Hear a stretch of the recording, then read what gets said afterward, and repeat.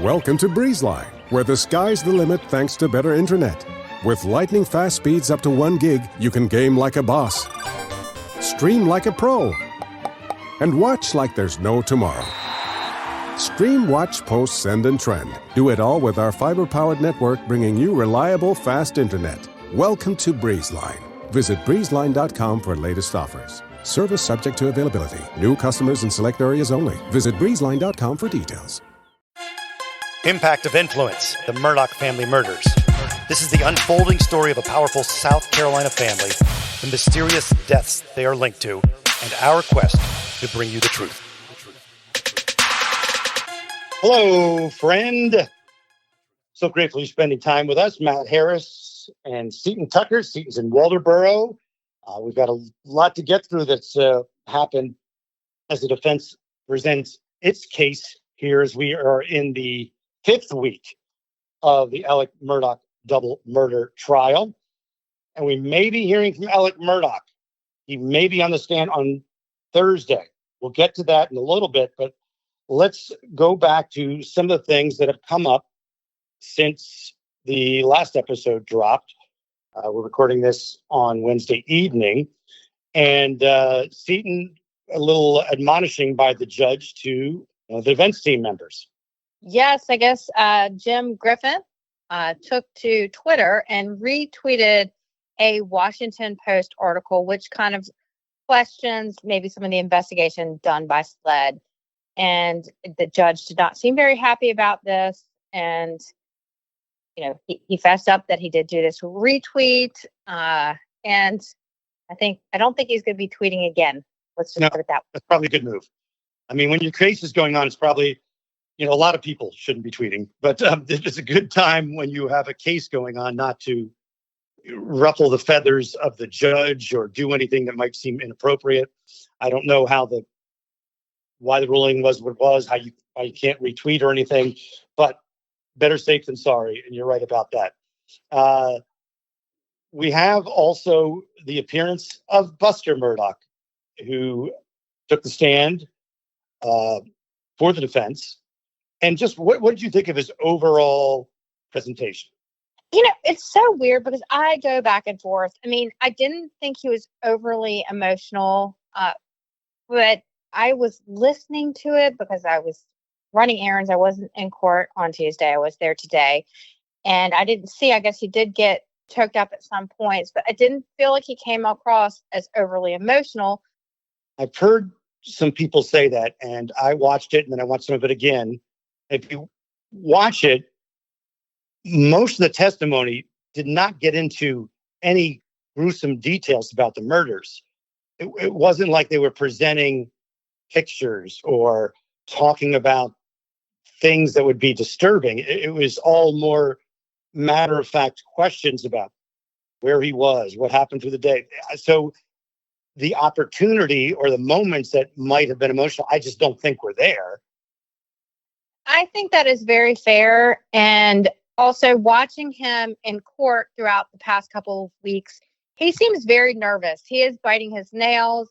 He clearly doesn't like to be in the spotlight and is uncomfortable. Well, the fact that he lost his mother and his brother, through all accounts, very, very close. He's going to lose his dad in one way or another. It's hard not to feel for Buster.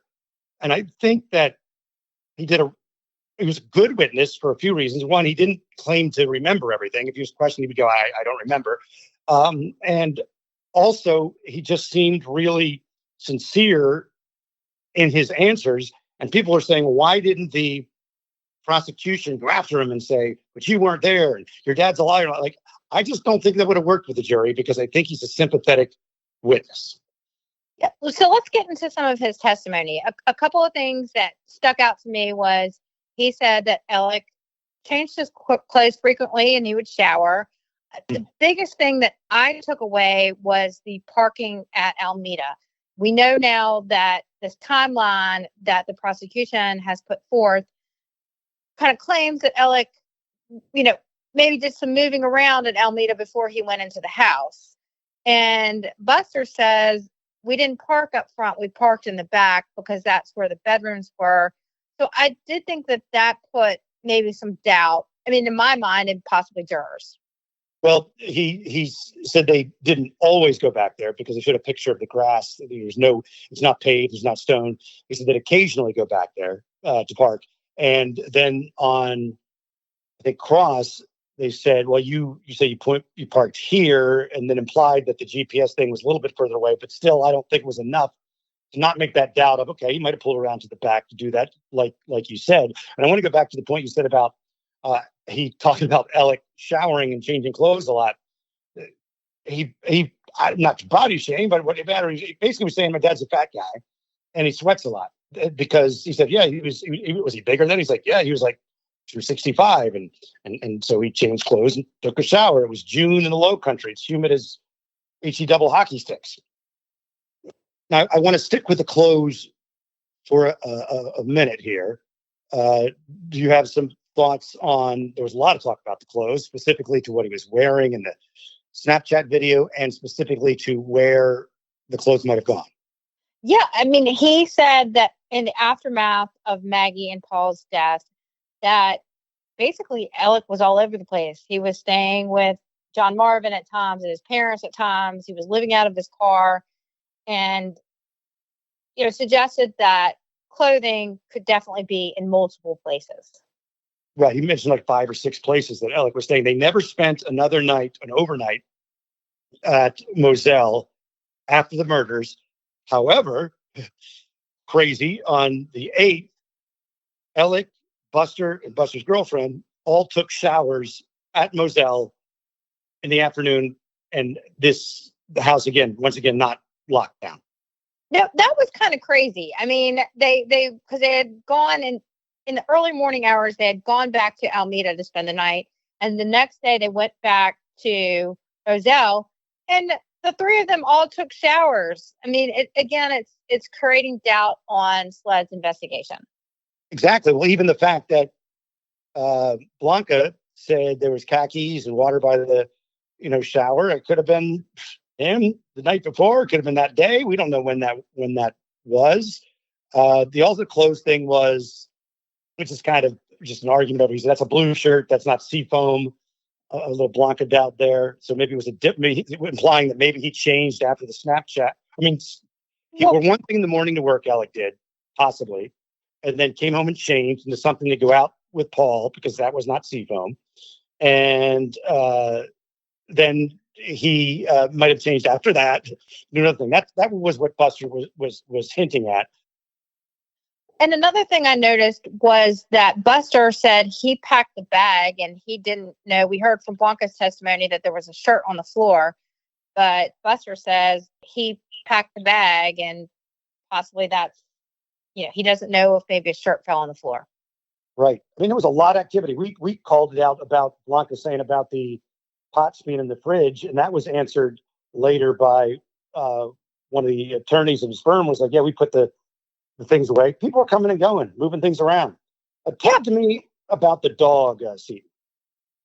Well, Buster testified that Bubba was at Moselle, and I'm not entirely sure why this came up, but I think it may be to say that Maggie wasn't lured to Moselle because she would typically take one of the dogs with her.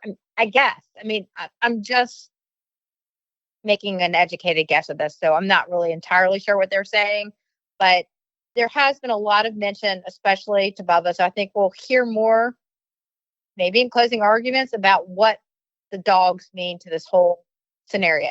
Because they do keep bringing it up. They brought it up to the kennel guy, and they made him specifically say which dogs were in which kennel. And we've heard, I have an email, as a matter of fact. Let me read you an email from Kelly. Let's see. She says, hello, Matt. I've been following the case since the beginning. I'm a regular vacationer in SC, and I feel it is my second home. I always drive to Charleston, then through that area onto Beaufort, Hilton, and Savannah. My question is, during the Snapchat video, it seems like Bubba the dog must have been running loose because he had caught the chicken. I think she means the 844 FaceTime video, or the video, right? That's when the dog caught the chicken. If the murders happened right after the video, Who put Bubba away? Was he running loose? Where was he? I doubt random murderers would put him away. Was there any reference to this by prosecutors or SLED? And the fact that Bubba is rambunctious, right? See, they've mentioned that a couple of times. Yeah, it has come up multiple times. Also want to mention that Buster claimed to have been with Alec the entire time. So there was no time for Alec to wrap up a gun or guns in a tarp or a rain poncho or whatever and take it to Alameda. That was the implication there.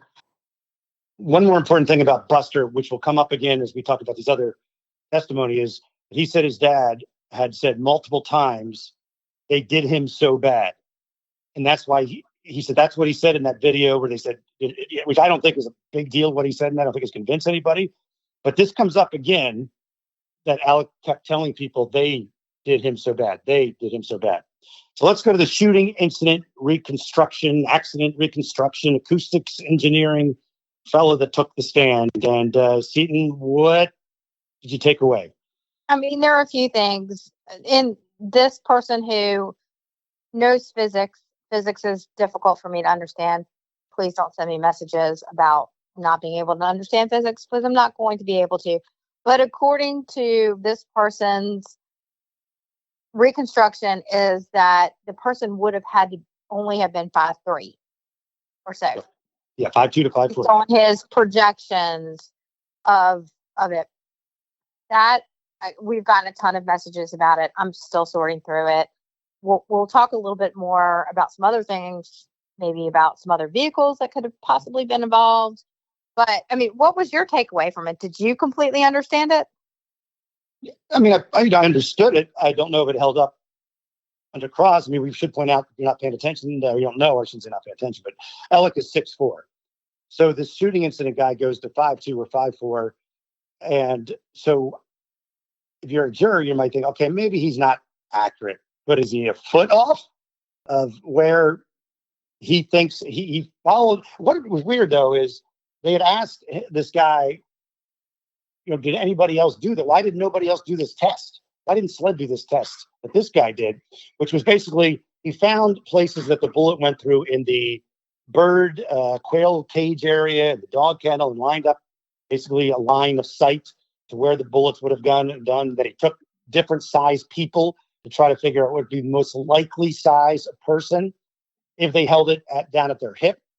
And then across, they got to him a little bit by saying, okay, could the guy have been on the ground?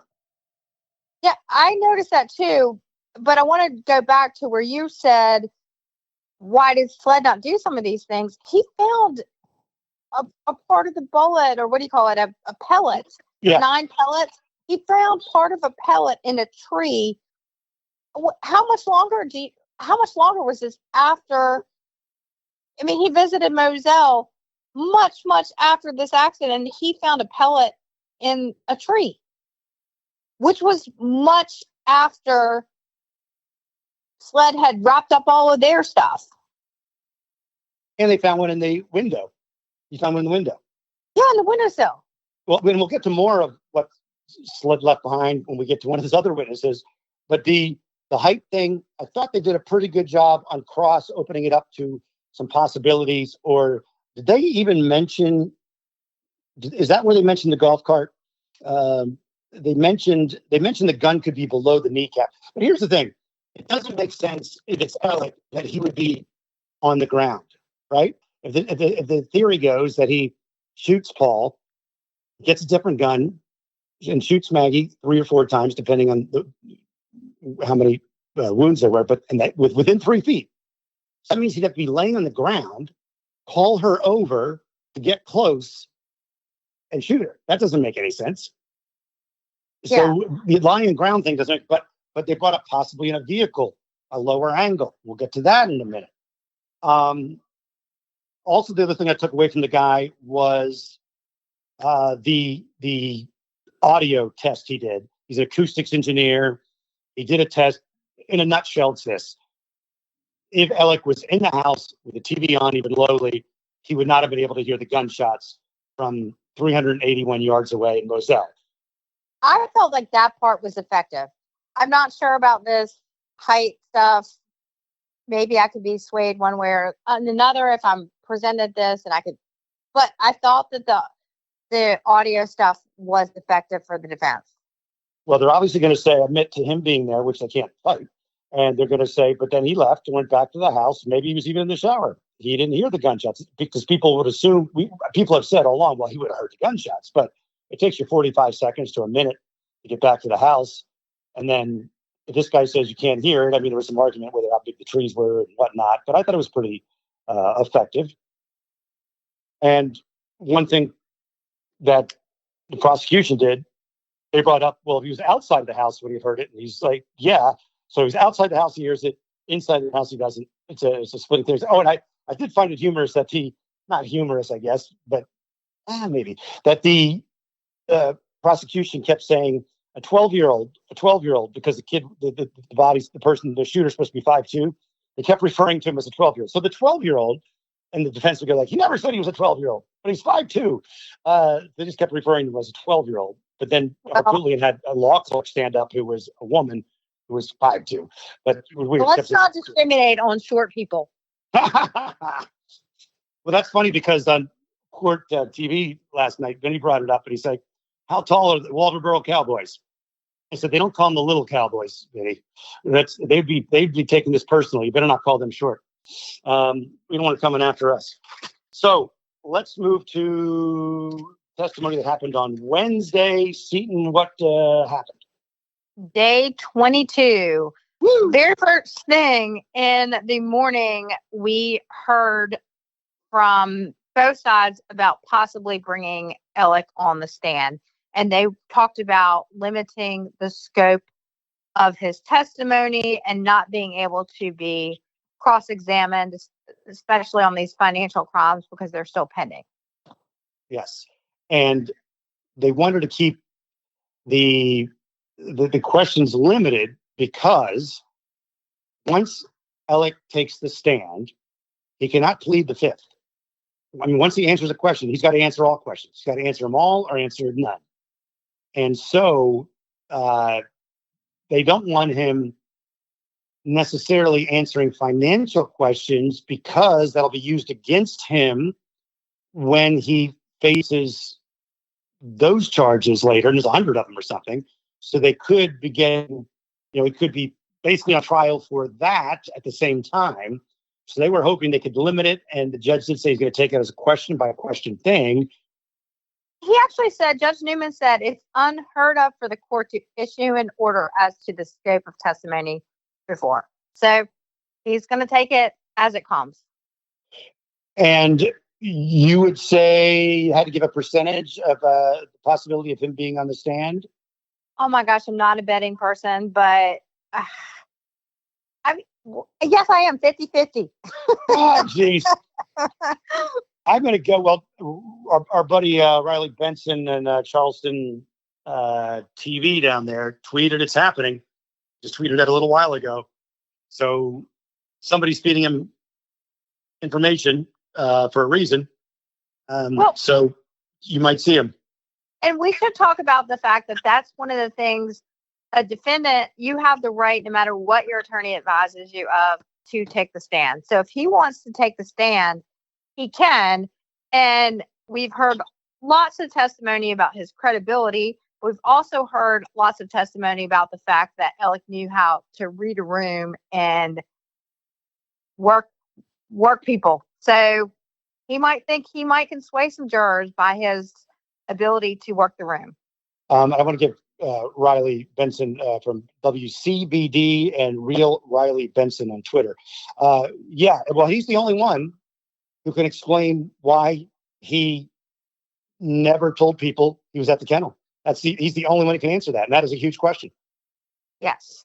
So after we heard from the judge, Newman, who said he's going to take this as it comes, we hear from a witness for the defense, Mark Ball, who is a 34-year-long friend of Alex Murdaugh.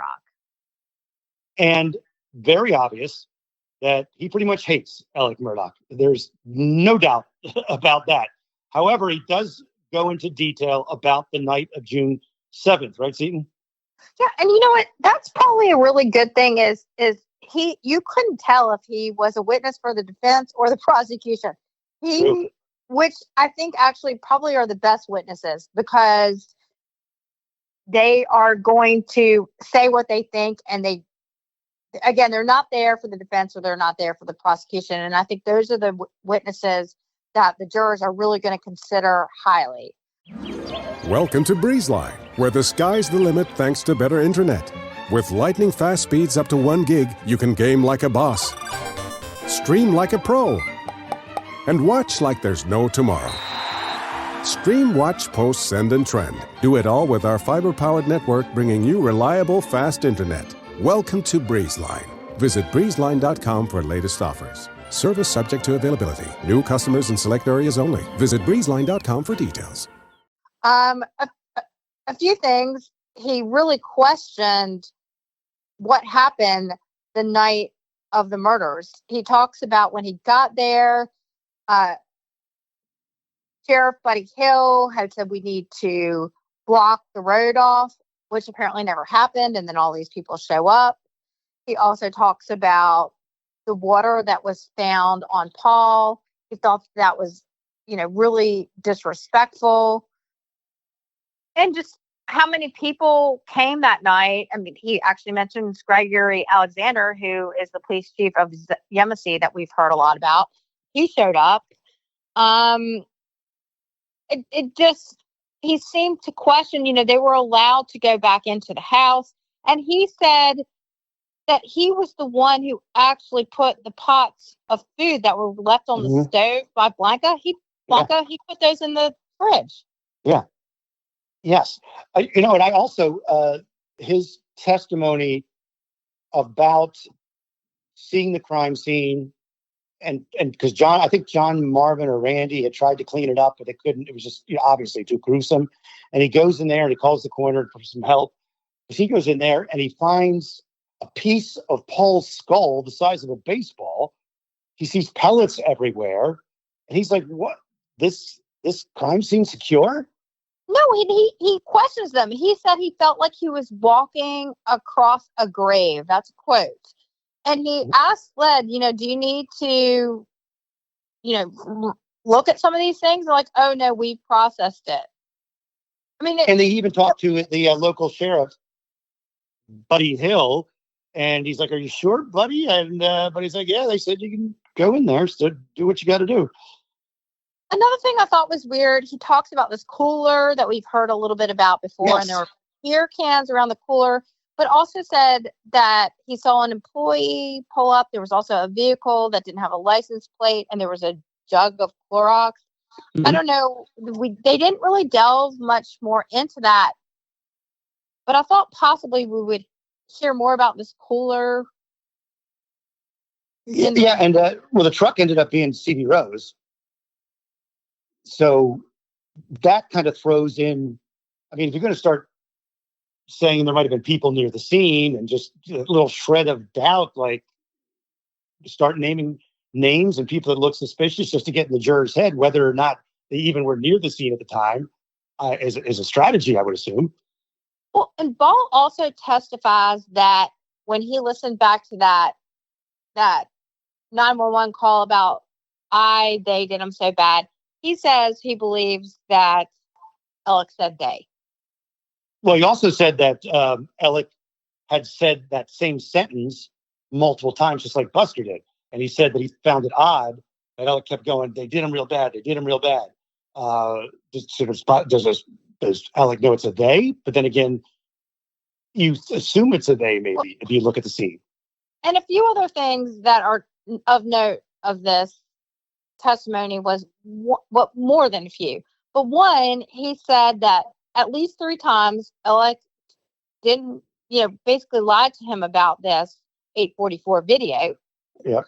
And another thing that I saw was he was inconsistent about whose body he checked first for vital signs. Alec was inconsistent, yes. Yes. But, and then when asked, did he know him? He said he says he wasn't really sure if he ever really knew Alec. I think that was huge for the prosecution. You agree? Absolutely, especially if they're going to try to bring Alec to the stand. Here's his friend of 30 plus years. He was a partner in the law firm.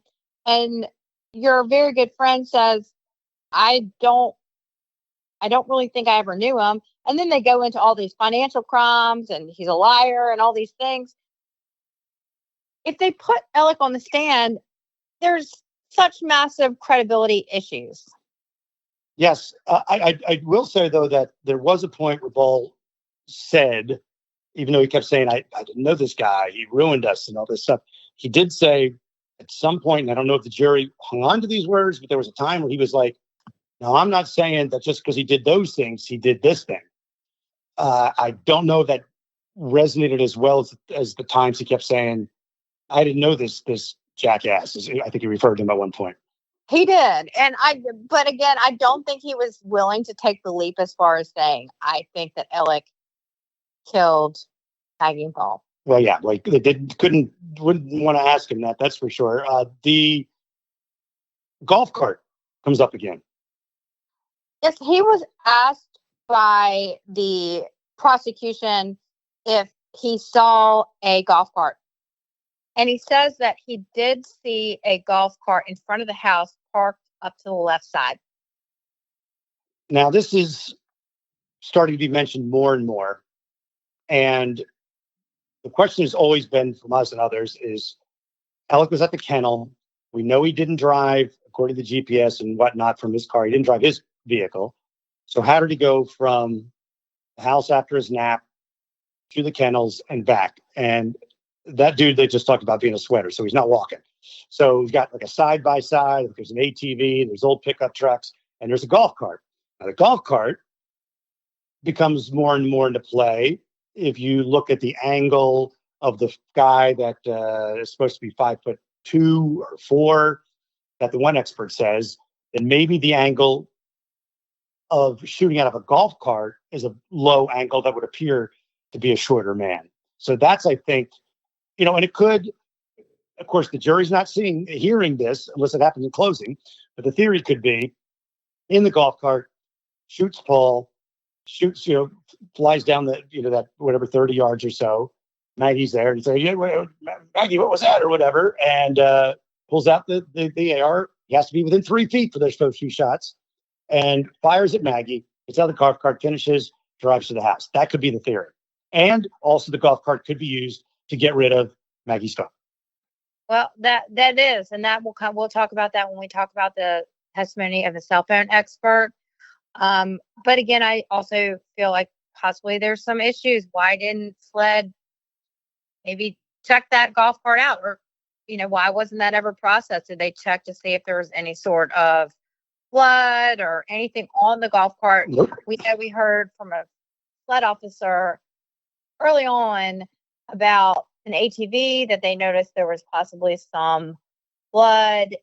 And they said, well, they noticed this blood, but when asked on cross if it was ever tested for human blood, because it was a vehicle used for hunting, they said no.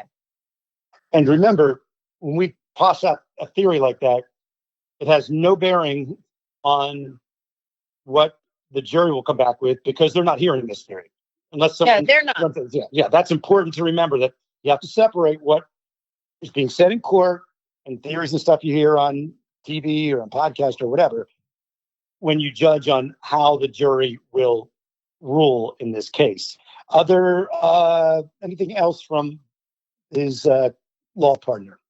No, I think that's kind of the sentiment of it. Next, we heard from Cook, who was the attorney representing Alex Murdaugh in the boating accident.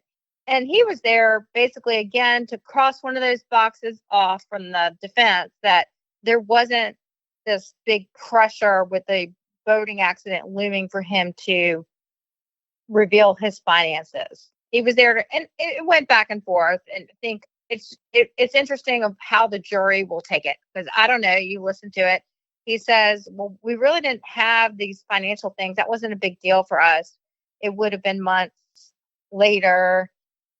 and then on cross, they said, well, wouldn't eventually he have to reveal these finances? And the attorney says, well, possibly. So again, you just never know how the jury is going to take that.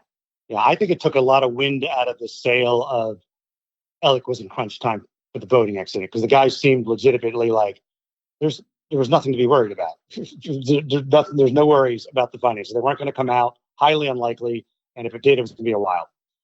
It was kind of funny during the testimony. They were asking him if on cross, they were asking this attorney if he was present when Alec said to Tinsley, hey, Bo, why are you doing me like that, kind of thing. And the attorney, who's a defense attorney, said, well, I don't get invited to that one. And the whole audience kind of did giggle. It was pretty funny. Yeah. Who else? We did have an expert who testified about shoe prints and just how crime scenes are supposed to be handled. You thought that it wasn't effective. I thought, well, it did kind of go against a lot of the things that have been brought into question by the defense about the handling of the crime scene by SLED. That's why I thought it was not a big deal. It was just another example of SLED not doing anything. I mean, it didn't really show that they missed anything specifically, or that in fact, it gave the prosecution a chance to say that mark on Maggie's leg could have been by a four-wheeler. Yeah, I mean, but I did think he kind of called into question. He asked if they had taken fingerprints in the feed room. He was asked if there should have been more work, and he said that there should have been much more work done. And again, he's a paid expert, so you take it for what it's worth.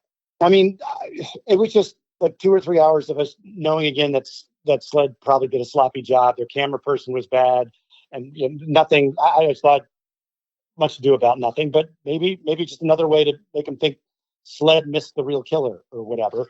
And there were missed opportunities. Another thing that was kind of comical, just stuck out to me, was during cross, Metters was very close, as he has been with a lot of the other witnesses, to, while he's questioning, he's kind of standing in the doorway right next to them.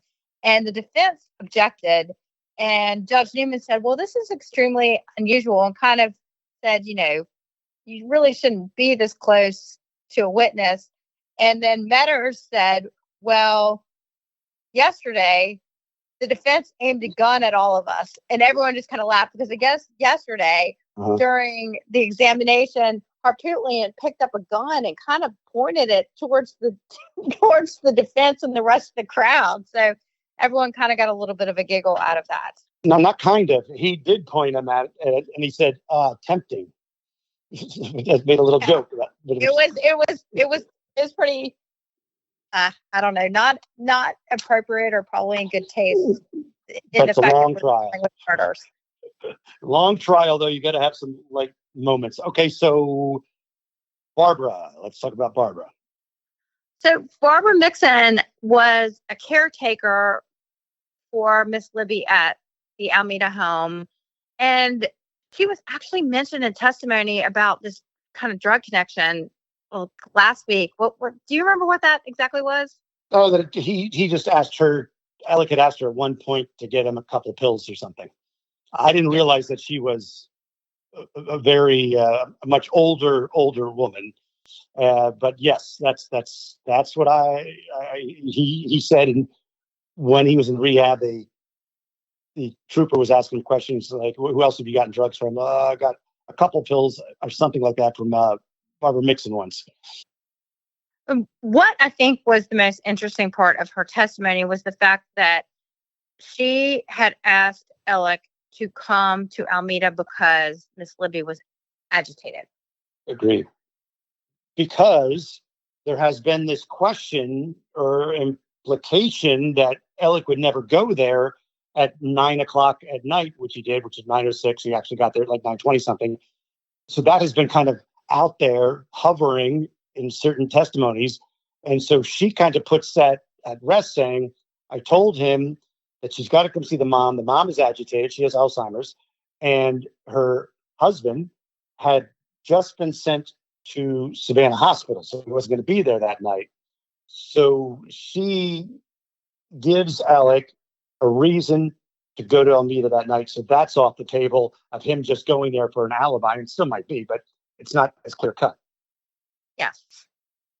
She also said she never saw a blue tarp or raincoat ever in the room. So that was definitely a blow for the defense that she did not see these items. The final witness of the day is all about cell phones.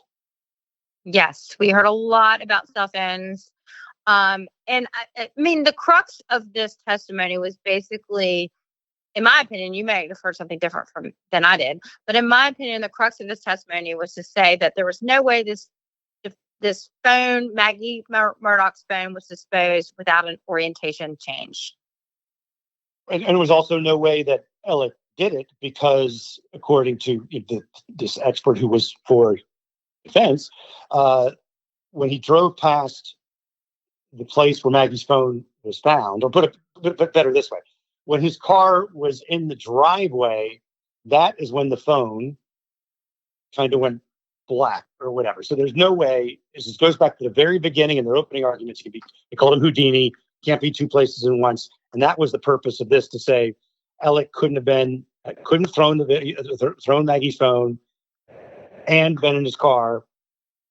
It just doesn't line up time wise. It kind of does if the phone didn't have an orientation change. I think it is possible. But what this witness is testifying is you move your phone a little bit, it comes on, and if you're chucking it out a window, there would have been an orientation change. Matt, explain this to us. Okay, and Dwayne can help me too. So there's two things. There's an orientation change when you go from landscape to portrait, and there is the wake-up feature when your backlight comes on. You know, you pick up your phone, even if it's not your phone, it'll light up the screen. So those are two different things. Now, when the screen is not lit up, it will not tell you whether or not the phone went from landscape to portrait. It only records when the screen's lit up. So the important part that the defense was trying to get through with this witness, and Dwayne, correct me if I'm wrong, because it's possible, that Alec couldn't be in two places at once because, first of all, he couldn't do it on the way home because there was no movement on Maggie's phone after 9:31. Nothing, zero, zip, nothing. It would be virtually impossible to do it on the way home from Almeda because after 9:31, the phone does nothing. The phone,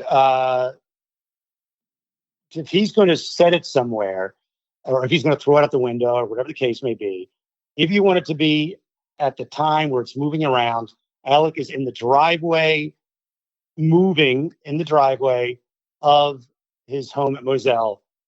At the same time, I think the prosecution's trying to say the phone was thrown out into the grass. Defense is saying it couldn't be in two places at once. Couldn't have thrown it because he was at a different place according to the GPS. Dwayne, did you think that was what they're going after? Yeah, I think so. But you also need to consider what operating system was on Maggie's phone. Mm-hmm. Because the backlight may not necessarily come on without a deliberate upward movement. And I mean, you could try this with your phones. Right. Well, and I think that what we're discussing here is exactly how it's not clear, because Seton, you're not following it all. How's the jury going to follow? I assume they're going to paint a perfect picture when they do their closing arguments. Well, a few things though that this witness said is the phone was not put in this Faraday bag, which is a bag that I guess kind of prevents the cell phone from being used. And we've heard about this Faraday bag a few times. SLED did not put it in a Faraday bag. Mm-hmm. And the witness testified that if it had been put into a Faraday bag, possibly GPS data could have been recovered. Mm-hmm. And maybe we'd have more information and this whole crime would be solved. I mean, they're, again, creating doubts. There was one other thing that I thought was really a big thing, and y'all tell me what you think, that was brought up on Cross was about a golf cart being used to transport Maggie's phone. Exactly. There's that golf cart thing again, or a side-by-side, or a four-wheeler. They keep bringing it up. So it would make sense that I guess they could. What they're saying is if they believe Alex the killer, he transported her phone around wherever he needed to get to it with his golf cart, and they would never know. I assume they're going to try to wrap this all up for us on closing arguments and try to. Both sides are going to tell us what their version of events, especially the prosecution. They're going to tell us how this all happened. Well, it's Alex Murdaugh Day soon because all signs point to him taking the stand. Anything else, Seaton? No, I think that's it. If he does take the stand, we'll be back with you tomorrow. Go have a glass of wine and get some sleep. Yep. Murdaugh Podcast on Facebook, MurdaugHpodcast.com, Matt Harris Podcast at gmail.com. Always grateful. We'll talk soon, friend. Welcome to BreezeLine, where the sky's the limit thanks to better internet.